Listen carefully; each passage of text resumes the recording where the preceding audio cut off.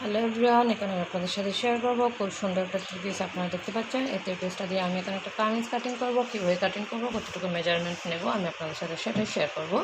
তো এটা হচ্ছে কামিজের উপরের পার্ট, উপরের অংশ। এখান থেকে আমি গলাটা কাটিং করবো, চারকোনা গলা দেবো আমি। এই যে দেখতে পাচ্ছেন, এটা যদি গলার মধ্যে থাকে অনেকটা সুন্দর লাগবে।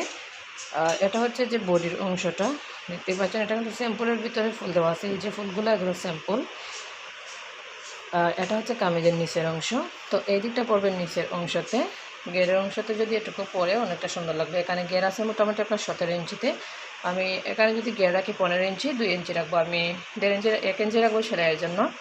আর হাতাটা আমি সাইড বরাবর থেকেই কাটবো। এই যে বডিতে কিন্তু এতটুকু কাপড় লাগবে না, এতটুকু হলেই হবে। আর এতটুকু দিয়ে আমি হাতাটা কাটিং করে নেব। হাতাটা দেওয়া হচ্ছে 3 কোয়ার্টার হাতা। হাতার মেজারমেন্ট হবে আপনার 18 ইঞ্চি। আর কামিজের লং সাইজ হবে আপনার 42 ইঞ্চি। নর্মালি বর্তমানে কিন্তু সবাই 42, 44, 40-এর ভিতরে কামিজগুলো পরে। তো আমি বেশিরভাগ কামিজে তৈরি করি 42-40 ইঞ্চিতে।